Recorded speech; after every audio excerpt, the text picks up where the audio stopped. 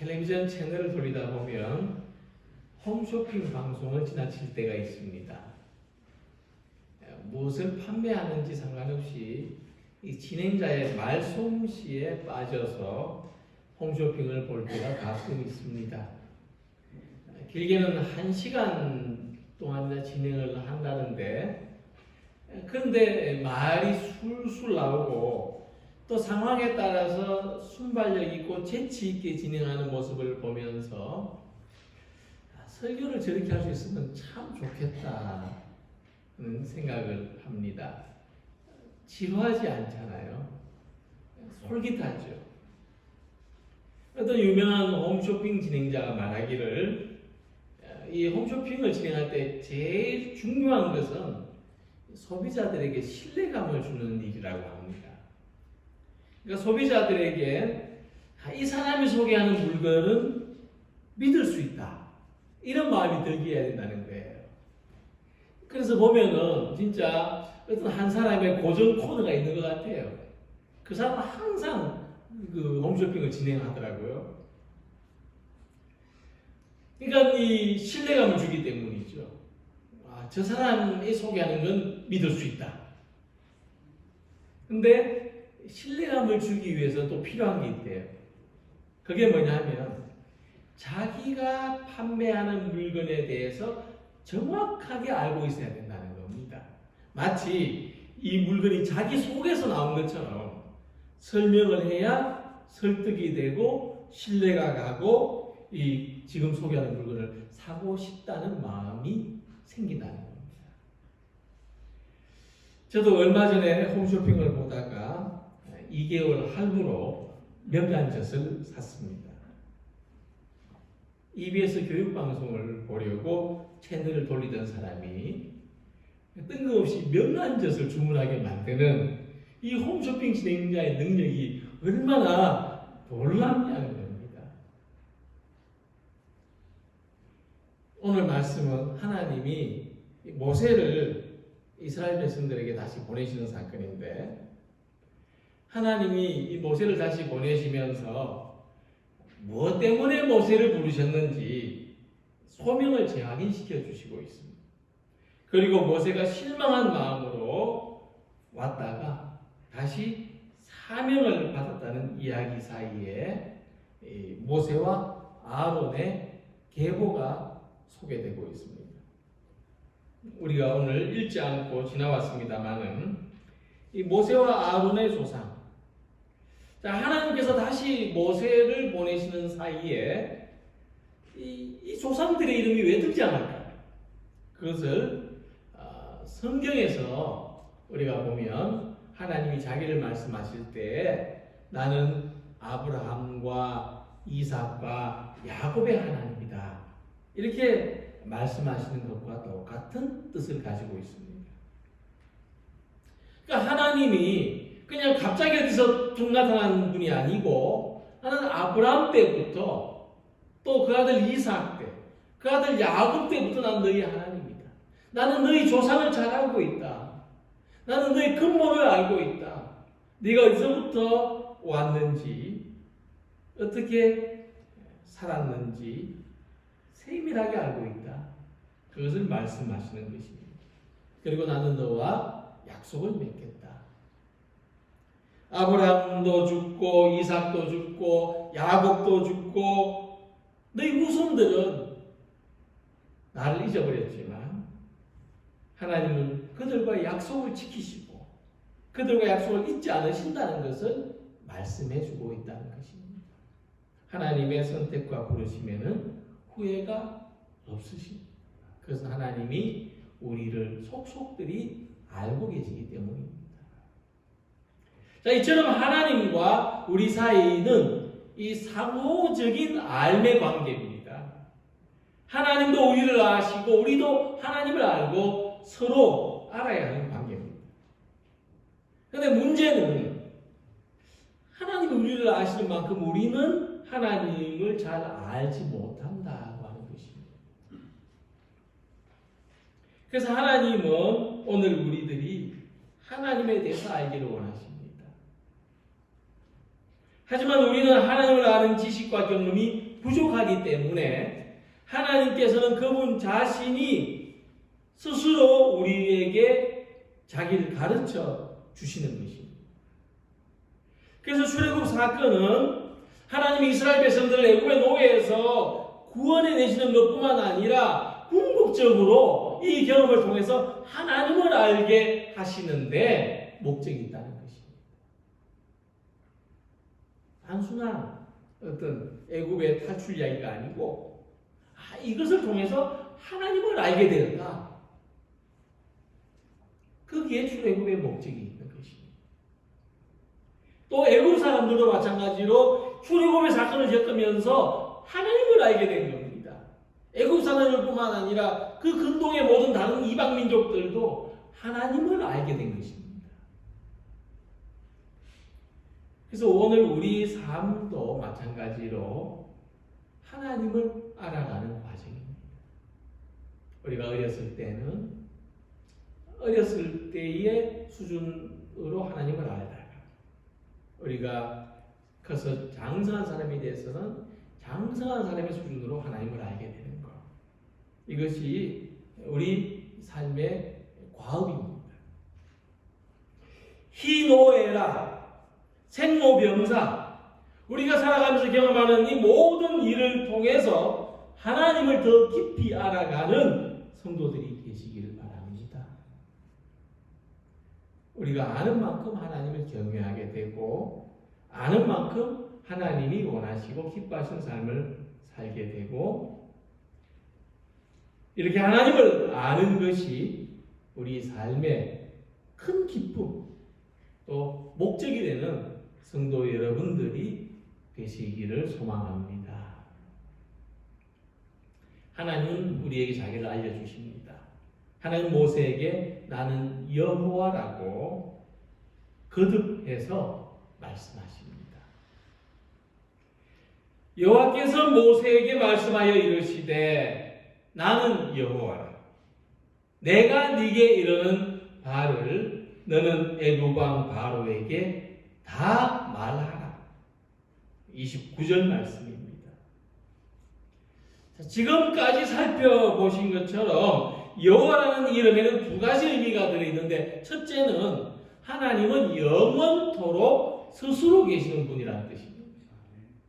그래서 하나님은 우리가 하나님의 존재를 의식하거나 의식하지 못하는 그 시간과 그 공간 속에서도 스스로 존재하신다는 것입니다.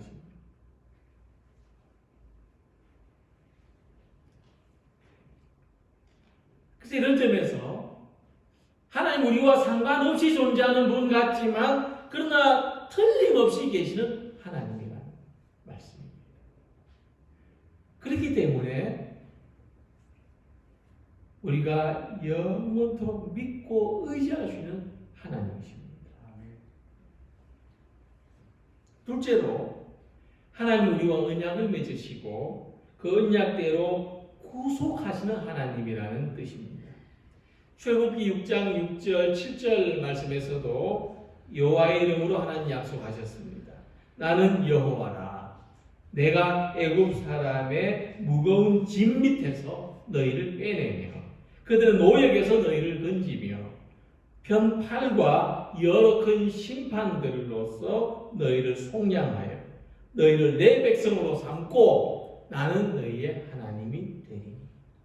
중간을 빼버리고 앞에 단어와 끝 단어만 연결해서 볼 때 나는 여호와라. 너희를 내 백성으로 삼고 나는 너희의 하나님이 될 것이다. 이런 말씀이 되죠. 이때 하나님께서는 이스라엘을 애굽의 무거운 짐 밑에서 빼내고 그들의 노역에서 건지시고 편팔과 큰 심판으로 속량하신다. 그렇게 말씀하셨습니다. 우리를 구원하기 위해서, 우리의 하나님이 되기 위해서, 우리를 하나님 백성으로 삼기 위해서 이 여호와의 이름을 걸고 우리를 반드시 구원해 내신다 말씀하셨습니다. 그렇다면 그러면 이미 이스라엘 백성들과 모세가 하나님을 알고 있는데 다시 나는 여호와라. 또 나는 여호와. 모세에게 자꾸 뭔가 잊어버리지 않게 하시려고 하듯이 자꾸 하나님 자기를 일깨워 주시는 목적이 뭘까? 그 뜻이 뭘까? 오늘 우리는 본문의 말씀이 모세에게 사명을 재발견하게 하시는 하나님의 말씀이라는 것을 생각해 봅니다. 그래서 이 본문에서 나는 여호와라 하시는 말씀은 앞에서 나는 여호와라 하신 말씀하고 의미가 달라요. 다르다는 겁니다.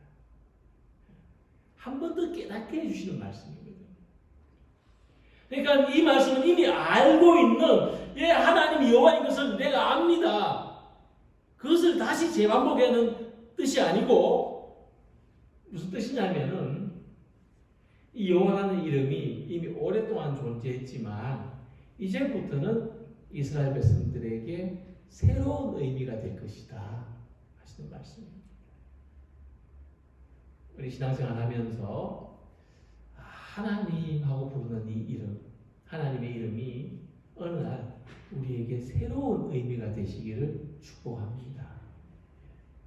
어느 날 이 하나님이라고 하는 이름이 내 속에서 새로운 신앙 고백이 되기를 축복합니다.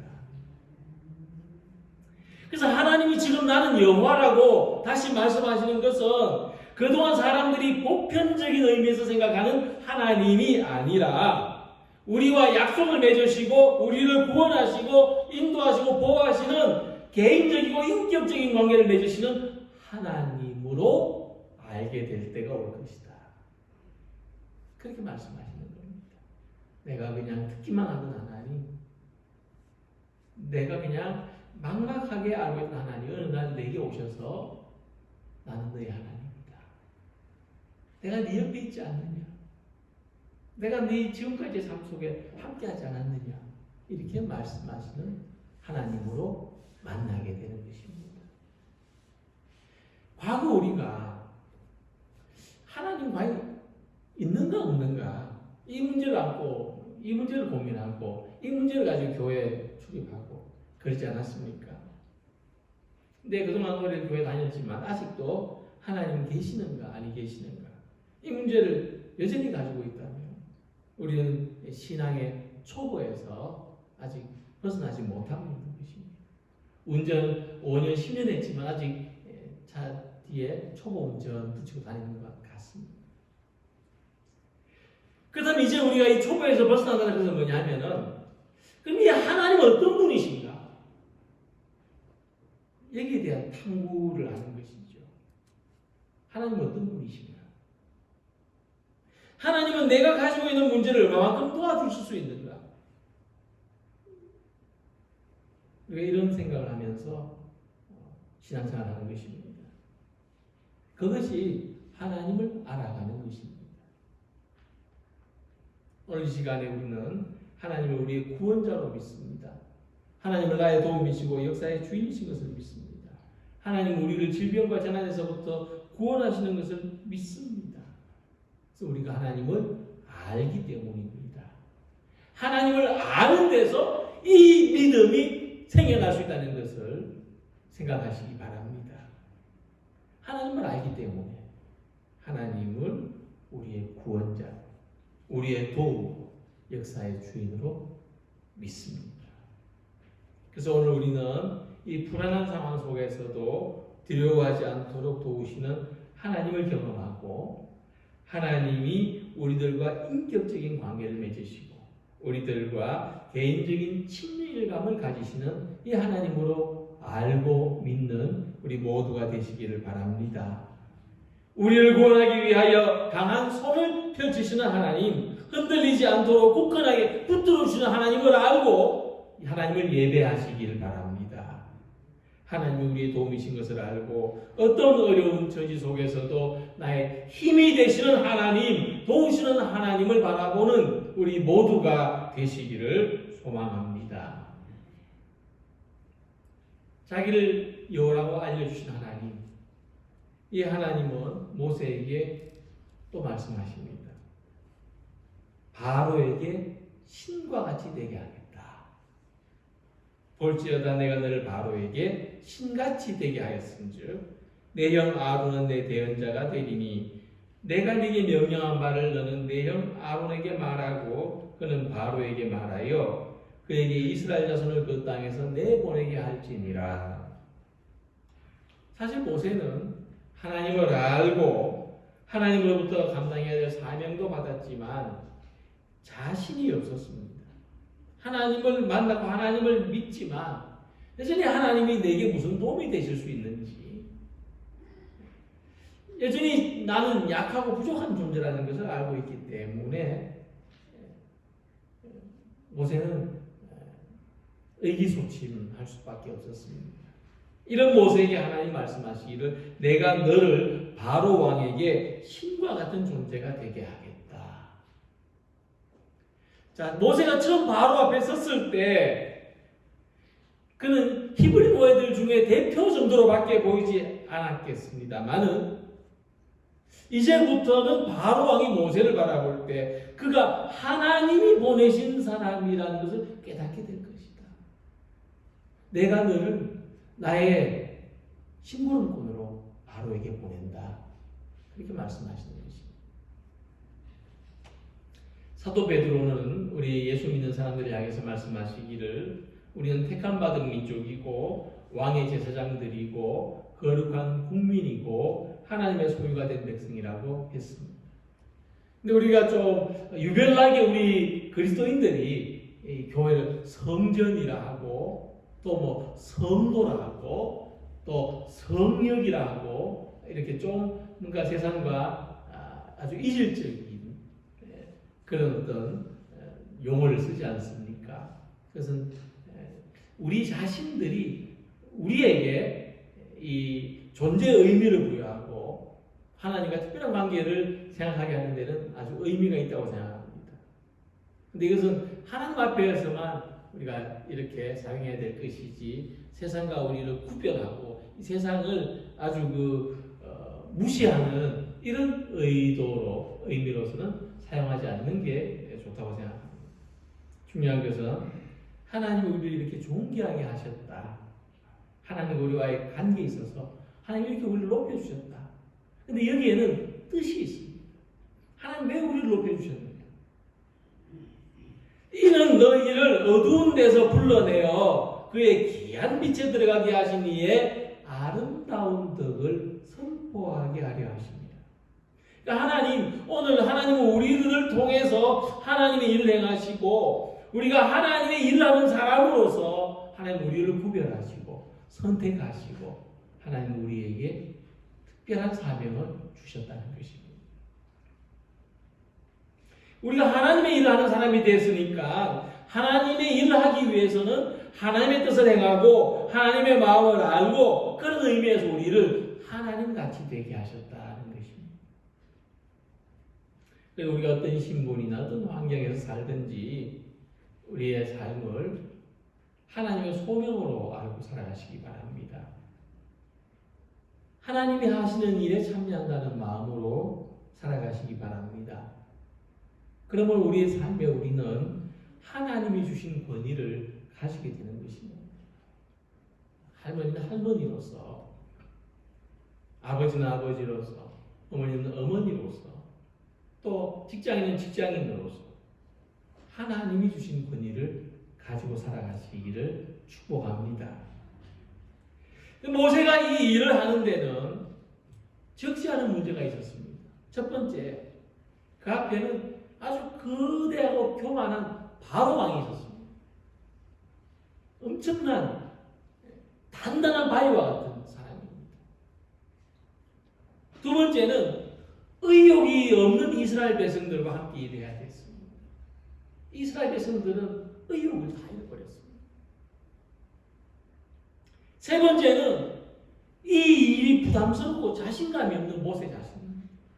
하나님 왜 하필 나를 부르셨어요? 왜 하필 나를 여기 보내셨어요? 자, 이런 상황 속에서 우리가 하나님의 일을 할 수 있는 방법이 있습니다. 오늘 우리의 가정이나 우리의 일터나 우리가 속한 공동체가 이런 모습이라면 우리가 이런 상황에서 어떻게 하나님의 일을 할 것이냐? 그것은 내가 하는 것이 아니라 하나님이 하시는 것처럼 해야 한다는 것입니다. 대단히 어려운 이야기지만, 대단히 이해하기 어려운 이야기지만 우리는 반드시 극복해야 될 문제입니다. 이런 믿음으로 하지 않으면 어느 누구도 하나님의 일을 할 수가 없기 때문입니다. 이것은 이 일을 하는 능력이 내게서 나오는 것이 아니라 하나님으로부터 온다는 것입니다. 우리들에게 사명감이 중요한 것은 우리가 가정에서도 교회에서도 세상 속에서도 사명감을 가지고 살아야 하나님으로부터 오는 능력을 힘입을 수 있고 하나님처럼 할 수 있다는 것입니다. 우리가 하나님처럼 살아갈 수 있는 방법은 사명감으로 살아가는 데 있습니다. 심지어는 밥 먹는 것도, 심지어는 숨 쉬는 것도, 출근하는 것도, 예배 드리는 것도 사명감으로 하는 여러분들이 되시기를 바랍니다.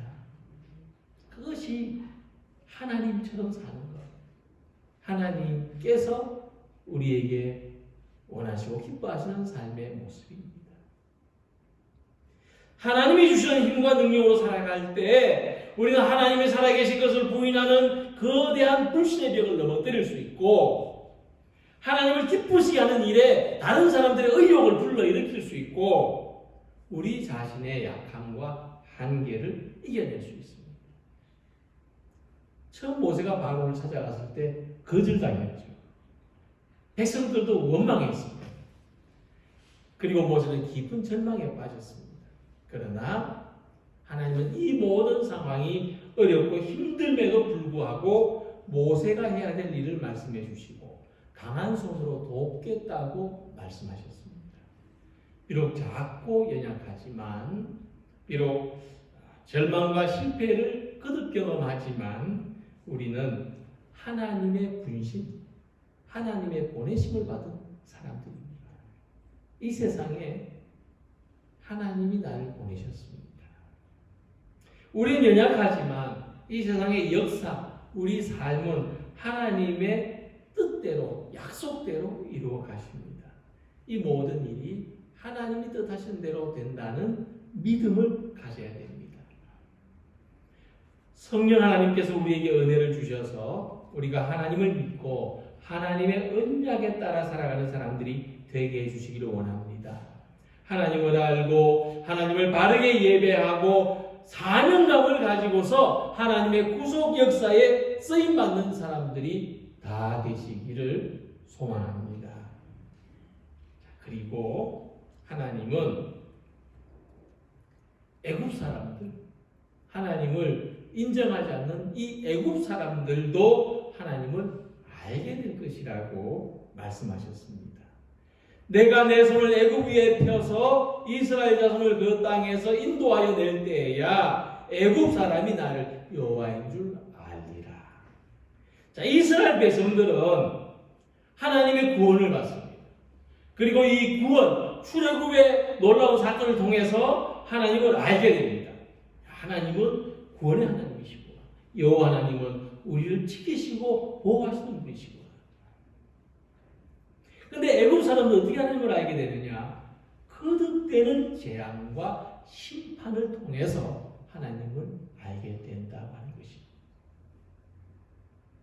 우리는 우리의 선자기를 이렇게 확인해 볼 수 있습니다. 우리가 구원의 경험으로서 하나님을 알게 된다면 내가 선택받은 사람이구나. 내가 복받은 사람이구나. 그렇게 우리의 선자기를 알 수가 있습니다. 그러나 우리가 재앙이나 심판의 경험으로 하나님을 알게 된다면 내가 선 자리는 이 세상 속이구나. 나는 얼른 하나님께로 돌아와야 되겠구나. 이렇게 알게 된다고 하는 것입니다. 이 애굽 사람들이 그런데 이 애굽 사람들이 막 딱 한 번 경험을 했을 때 왜 하나님을 알지 못하였느냐? 어리석고 미련하게도 거듭되는 재앙과 심판을 겪고 나서야 자기 인생의 가장 소중한 것을 잃어버리고 나서야 하나님을 알게 되었느냐? 그 이유가 7장 3절에 나타나 있습니다. 내가 바로의 마음을 완악하게 하고 그들의 마음이 완악했기 때문에 그들의 마음이 완악하였기 때문에 모든 것을 잃고 거듭되는 재난과 실패를 경험하고서야 하나님을 알게 된다는 것입니다. 이 말씀이 표준 세 번역에서는 고집을 부리게 한다는 번역이 되어 있습니다. 세상에 속한 사람들은 여호와가 하나님이신 것을 인정하지 않으려고 완악한 마음으로 고집을 부린다는 겁니다. 그러나 결국 재앙과 심판을 겪은 후에 그 앞에 무릎을 꿇고 여호와가 하나님이신 것을 알게 된다는 것입니다. 이스라엘 백성들은 고통 속에 있었습니다. 그러나 그들은 구원의 하나님을 알게 되어서 기쁨과 감사의 삶, 해방의 삶을 누리게 됐습니다. 그러나 애굽과 애굽의 백성들은 심판을 통해서 여호와 하나님을 알게 되었고 심판의 두려움과 고통을 경험하게 될 것이라는 말씀입니다. 심판의 두려움과 고통을 통해서 애굽 사람들이 깨닫습니다. 이 세상의 왕과 주인은 내가 아니라 하나님이시구나. 내 삶은 내 뜻대로 살아갈 수 있는 삶이 아니라 하나님이 허락해 주시는 삶이구나. 그래서 우리가 복음을 믿는 것은 우리가 하나님을 알아가는 일에는 구원의 희망이 있고 기쁨과 감사를 예견할 수 있기 때문입니다. 그래서 우리가 복음을 믿습니다. 복음을 믿으면 우리에게 좋은 일이라는 것을 알기 때문입니다. 그것을 기대하기 때문입니다. 그러나 복음을 믿으려고 하지 않고 이 세상 속에서 자기 뜻대로 살겠다는 고집을 부리는 사람에게는 그들의 삶에는 구원의 희망이나 기쁨이나 감사를 예견할 수 없습니다. 오히려 그들이 원하지 않는 재앙과 심판을 만나게 될 것입니다. 우리의 삶은 희망이 되기를 원합니다. 우리의 삶은 고통의 심판이나 재앙이 아니라 어떤 상황, 어떤 환경 속에서도 하나님 주시는 희망과 감사로 살아가는 우리 성도님들이 되시길 바랍니다.